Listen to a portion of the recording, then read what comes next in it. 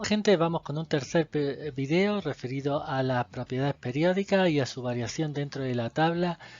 Este video entiendo que le es de mucha utilidad para después poder interpretar el comportamiento de los distintos elementos cuando hagamos el estudio de los grupos. Vamos a ver radio atómico, potencial de ionización, afinidad electrónica. Estas dos últimas sirven para ver la tendencia que tiene a formar iones y posteriormente vamos a ver electronegatividad y capacidad polarizante y polarizabilidad de los aniones que forman los elementos. Bueno, sin más, vamos con el contenido. Recuerden que por cualquier duda, sugerencia o comentario pueden dejarlo aquí en los comentarios de YouTube o bien mandarme algún mensaje por Moodle. El radio atómico lo podemos definir como la distancia media que hay entre los electrones más externos de un átomo y su núcleo. Este concepto teórico se mide experimentalmente determinando distancias de enlace.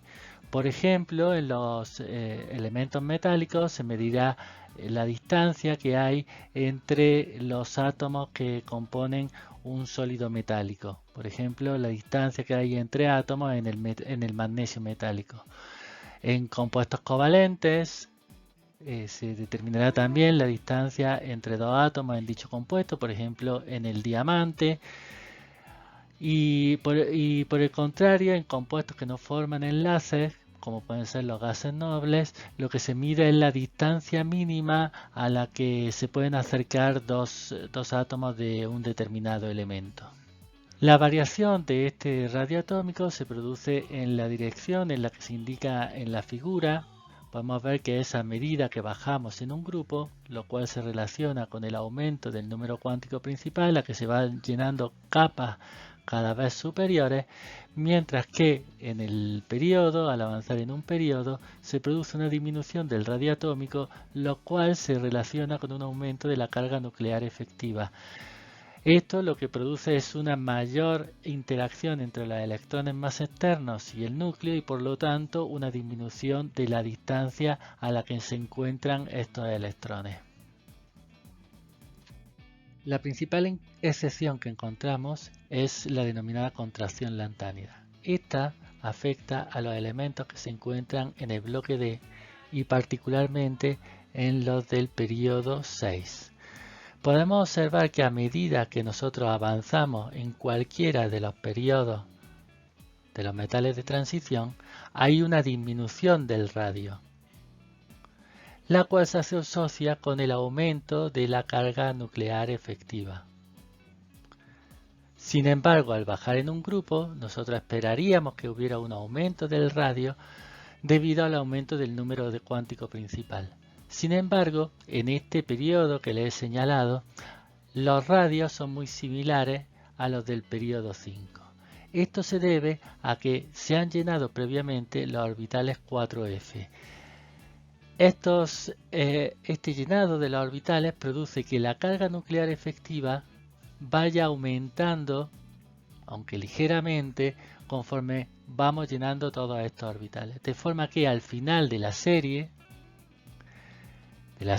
una vez que hemos llenado los orbitales 4f, haya una carga nuclear efectiva muy alta que compensa el paso desde un número cuántico principal 5 a un número cuántico principal 6 en la capa más externa.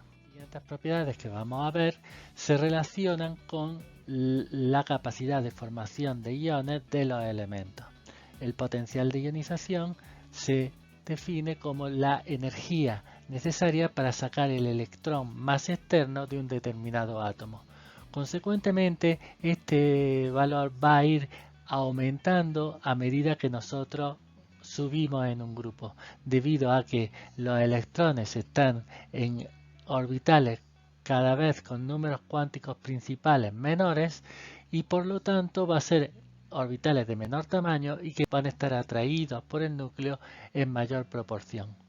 En cambio, conforme nosotros avanzamos en un periodo, se va a producir un aumento en la carga nuclear efectiva, como ya hemos visto.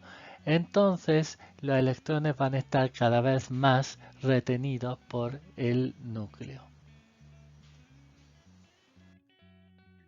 Por otra parte, la afinidad electrónica se relaciona con la energía involucrada en la incorporación de un electrón a un átomo.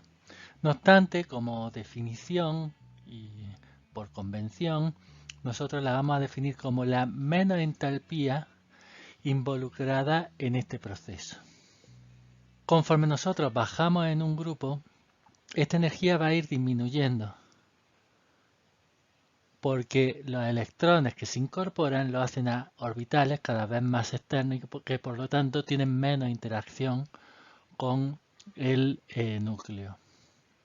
En cambio, conforme nosotros avanzamos en un grupo, nuevamente la densidad, la carga nuclear efectiva va aumentando y por tanto los electrones van a tener una mayor interacción con el núcleo y por tanto la afinidad electrónica va a aumentar. No obstante, hay muchas excepciones tanto para los valores de potencial de ionización como de afinidad electrónica. Podemos ver, por ejemplo, que para los primeros elementos de la tabla periódica, del hidrógeno al helio hay un gran aumento del potencial de ionización, el cual se puede relacionar con la capa llena que tiene el helio. En cambio, el litio va a tener una mínima resistencia a la pérdida del electrón debido a que al perderlo adopta una configuración de capa llena. Por el contrario, para el berilio hay un aumento importante del potencial de ionización relacionado con su subcapa llena, una configuración 2s2. En cambio, el boro, que tiene un P1 nada más, va a tener una menor resistencia a la pérdida de este electrón para alcanzar la misma configuración que el berilio. Al pasar del boro al carbono aumenta, del carbono al nitrógeno aumenta, pero fíjense que para el oxígeno disminuye porque de esta forma puede alcanzar con facilidad una configuración de capa semillena. Y nuevamente aumenta y aumenta y esta potencial de ionización cabe que sea el más alto de la serie porque se ha alcanzado una capa llena. Nuevamente, al ir al sodio, al siguiente periodo, disminuye grandemente el potencial de ionización, tanto porque hemos pasado a una capa superior, como porque al perder un electrón alcanza una configuración de capa llena nuevamente. Cosas parecidas podemos ver en el caso de la afinidad electrónica. Podemos ver que el hidrógeno tiene cierta tendencia a formar el anión. Recordemos siempre que estos valores son de afinidad electrónica definida como menos la entalpía del proceso de toma de un electrón. Entonces este proceso sería exotérmico. En cambio para el helio sería endotérmico porque tiene una capa llena.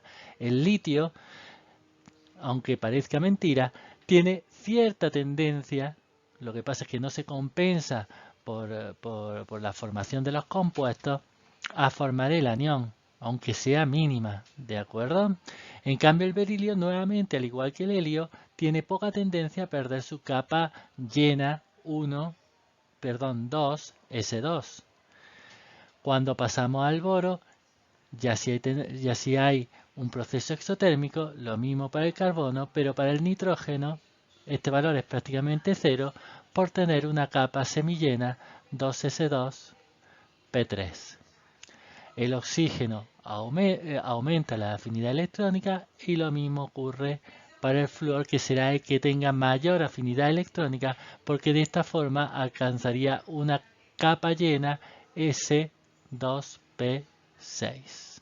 La electronegatividad, por su parte, la podemos definir como la afinidad que tiene un átomo de un elemento por los electrones que comparte en un enlace con otro átomo.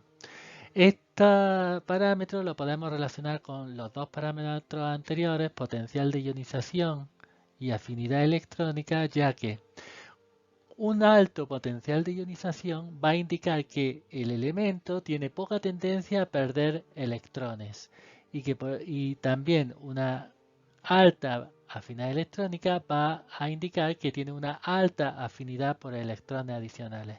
Por lo tanto, la electronegatividad va a aumentar.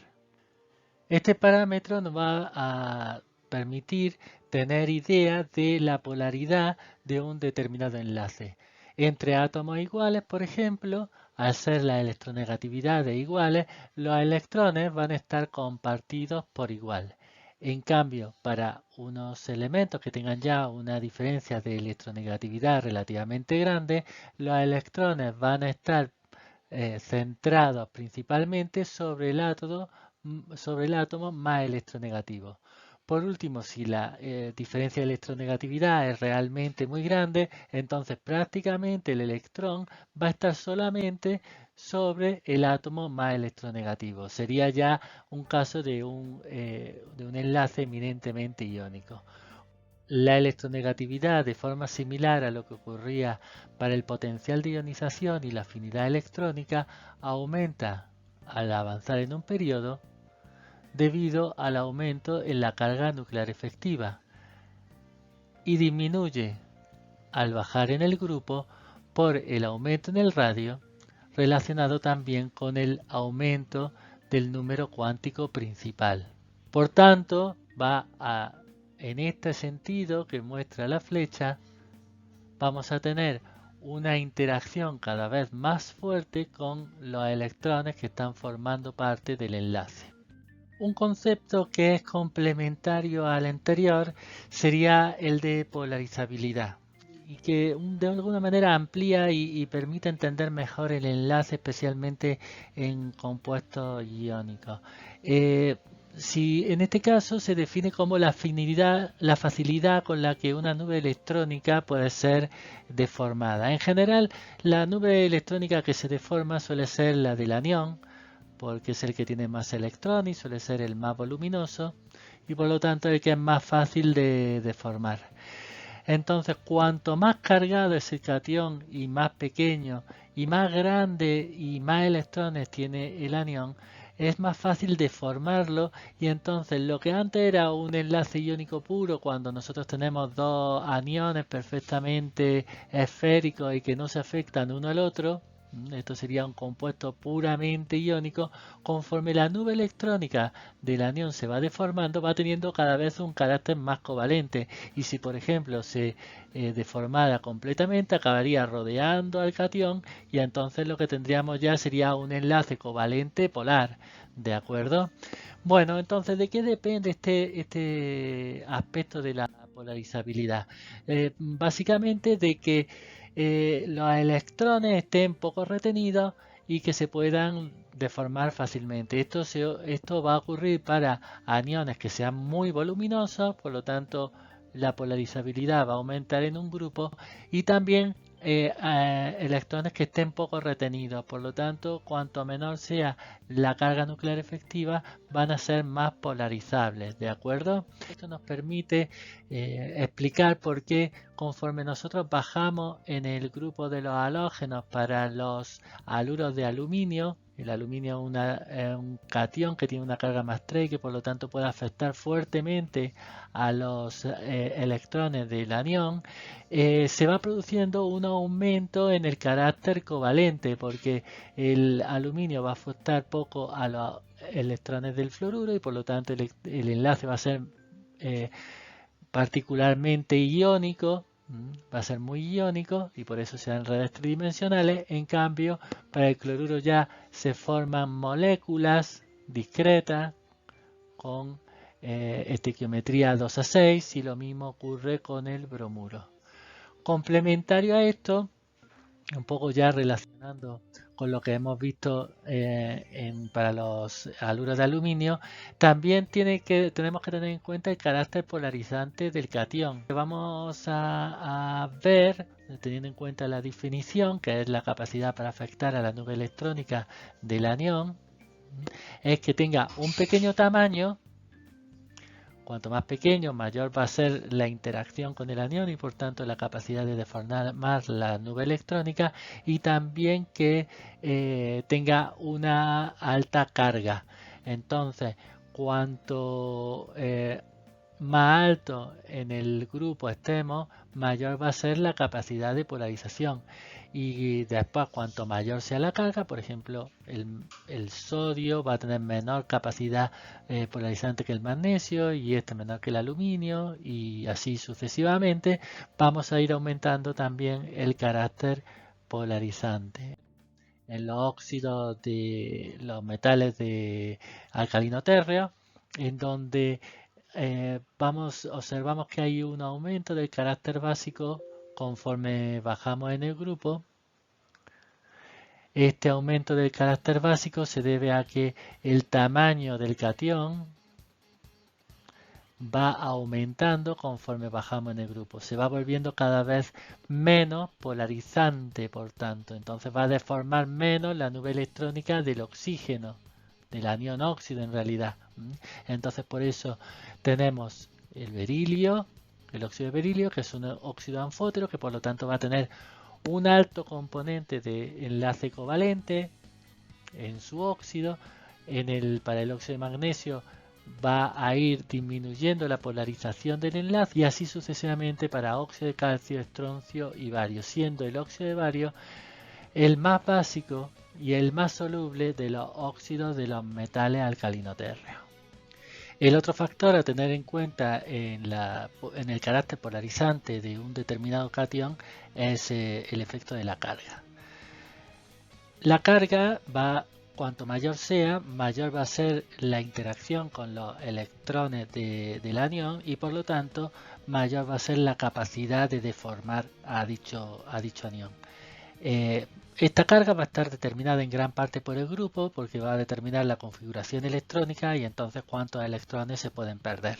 Si consideramos el periodo 3, como es en el caso de la tabla que estamos viendo, para el estado de oxidación, para el grupo 1 tendríamos el sodio que puede tener un estado de oxidación más 1 y que por lo tanto tiene poco carácter polarizante. Por lo tanto, ese va a ser el que sea más iónico de todos y este presenta un carácter de base fuerte.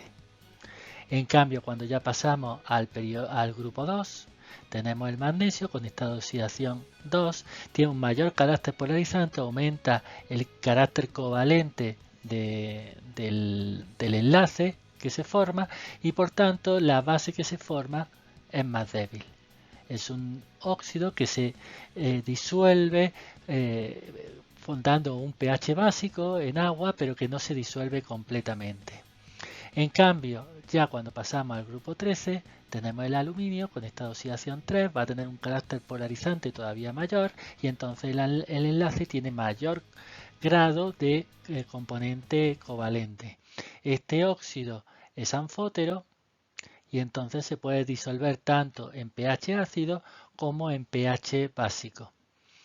Por último, el último ejemplo que les pongo en esta serie sería del grupo 14, el silicio, están todos en el mismo periodo. Este tiene de estado de oxidación más 4 y aquí en este caso tendremos un ion, si podemos denominarlo así, porque aquí ya tiene un muy alto carácter covalente. Este compuesto ya lo podemos considerar como covalente completamente. Entonces, este óxido que se forma va a tener un carácter de ácido, si bien es un ácido débil. ¿De acuerdo? Se va a disolver, por tanto, en soluciones básicas y en este caso en soluciones básicas muy fuertes. Después, más adelante, tendríamos óxidos, por ejemplo, como el del fósforo. Los óxidos del fósforo ya son óxidos que son muy ácidos y que se van a disolver fácilmente en agua. Otro ejemplo que creo que es muy interesante y que combina ambas cosas sería el de los óxidos de los metales de transición. Podemos ver que en esta serie sería la primera serie de transición. Puedes ver aquí desde el escantio hasta el zinc.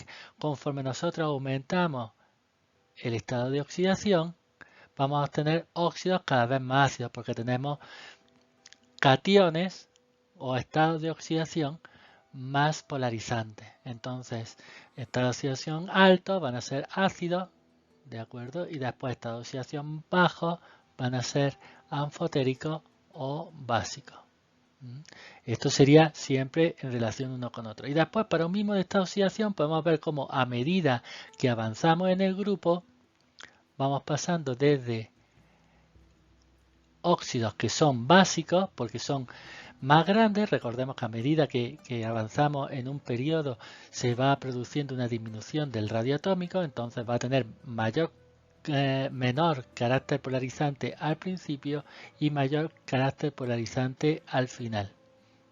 Entonces, por eso pasamos desde óxidos básicos a óxidos anfóteros, aquí en esta sección, y finalmente óxidos ácidos al final del periodo. Bueno, con esto estaríamos cerrando la serie que hemos dedicado a las generalidades de la tabla periódica. En este último video creo que hemos expuesto algunas de las tendencias más importantes en las propiedades periódicas de los elementos.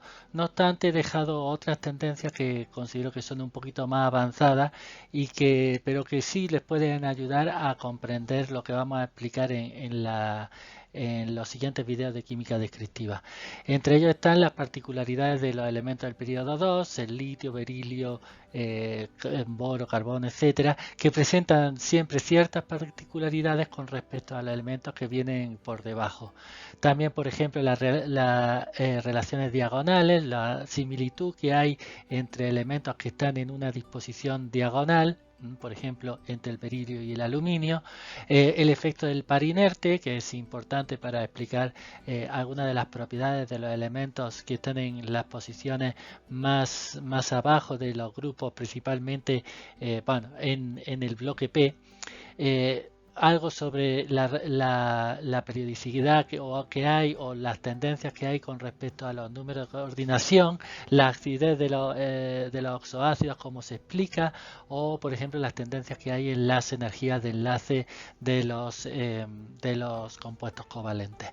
Bueno, si alguno de estos temas en particular les parece interesante, me lo pueden hacer llegar o dejar algún comentario acá o mandarme algún mail y con gusto, bueno, puedo intentar hacer algún video a este respecto, pero creo que esta parte que le hemos estado exponiendo es la que más les va a ayudar. Bueno, empezamos entonces con la química descriptiva, grupo por grupo. Los veo en el siguiente video. Un saludo y mucha suerte.